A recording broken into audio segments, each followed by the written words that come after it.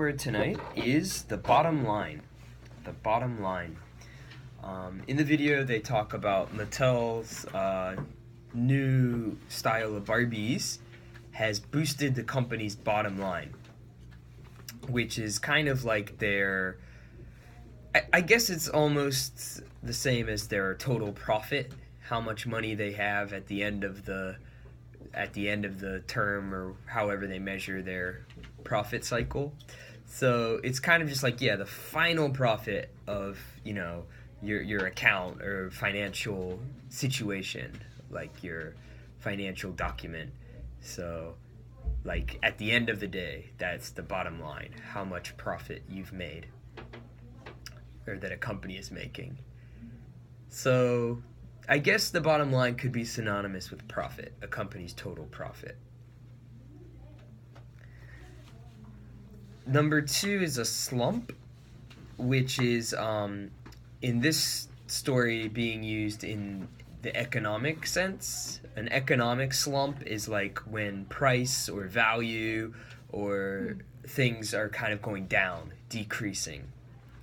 So the Barbie Mattel company has been in a slump for many years. They haven't been making a lot of money, and maybe they've been losing some money, so they're in a slump.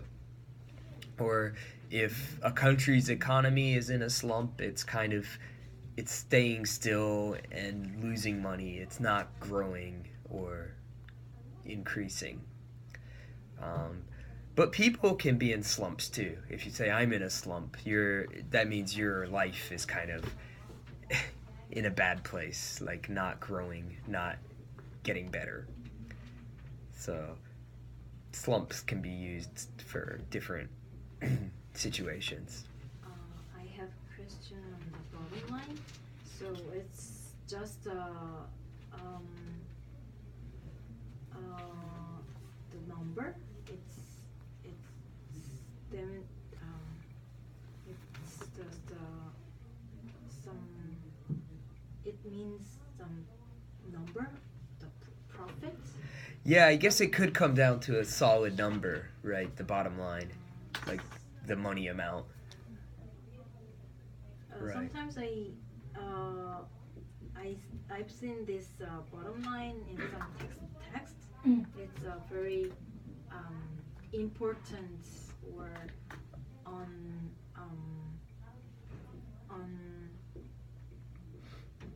essential standard, or right, that there's another way to use bottom line in that way, and that means, right, the bottom line is like the most essential or most important part of something, like okay. the bottom line. Or two meaning. Right. Okay, moving on. Number 3, gear. If you gear something for or gear something towards, it's kind of like you customize it for a certain market, or you market it towards a certain group. So obviously Barbie dolls are geared for young girls, and maybe toys like G.I. Joe are geared towards young boys. So those are really easy examples, but companies are always kind of gearing their products towards certain markets. So you kind of make something suitable for a certain use or a certain group of people. Sometimes events like job fairs are geared towards people who are looking for jobs. Comic-Con events are geared towards people who enjoy comic books and that kind of thing, kind of cartoon shows. So things that are geared for or geared towards certain groups are just made specially for them or marketed towards them, or kind of, yeah. How do you feel gear and suitable from a sentence? Well, what's the difference? How do you feel? Suitable is like, it's the minimum, like just acceptable. But if something's geared towards, it means it's really been customized. It's been changed for a certain group of people. So the difference is, when you say geared for, it means someone has changed it to make it right for the market. Prepared for somebody, especially. Right, prepared for them especially. And suitable can be like, it hasn't been affected, it hasn't been changed. It's just, it is suitable for them. So they just, they imply different things, kind of, definitely. Can it be replaced by prepared or ready? Made ready, prepared for. You could replace it, but when you say geared for or geared towards, it's kind of a specific situation. Like, in the video, she speaks about Legos, I think, were geared for boys originally, or something like that. And it means, you know, they've really been changed or like marketed towards a certain group. So in that sense, you wouldn't say prepared for boys. That sounds a little strange. Like, Barbies are prepared for girls. That doesn't really Made. catch it. Right, they're customized and marketed towards, made to appeal.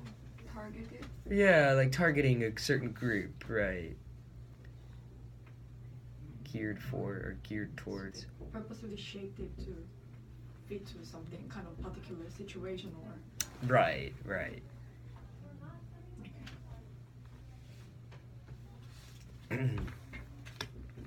For the next word, STEM, this is an abbreviation for science, technology, engineering, and mathematics.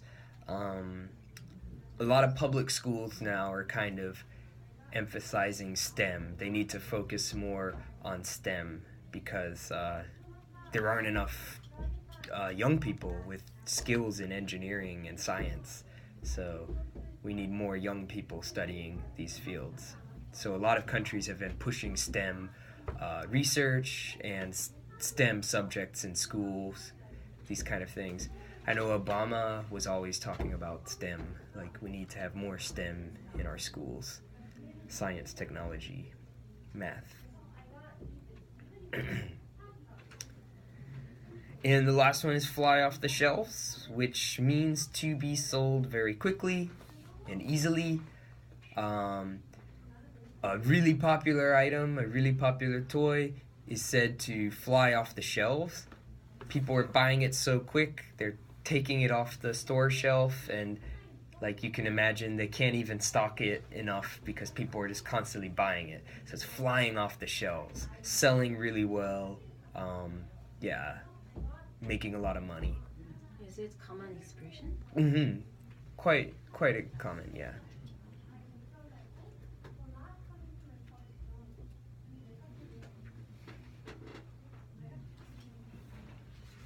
Okay. Any more questions about some of these words? The slum is the vocabulary supposed to be used in a grammar form of inner slum? Inner slum, or because the example sentence, so the last one says that from this southern slum. Is it a noun or? It is a noun, right. So, but just now the examples that you gave us is more like in a slum or. Right. In the example, she says it's they're coming out of a slump. So usually slump is used with that phrase, in a slump or out of a slump. Okay, so. Mm-hmm. In a slump.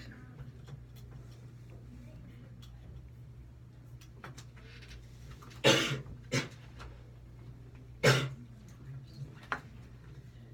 we have to put a in front of slump. I'm in slump. So I'm in a slump is the right expression. Right, in a slump or out of a slump. Is there any situation you wouldn't use a? I guess you could say this slump or that slump. Like, the company came out of this slump or that slump. but right. Okay, if there are no further questions.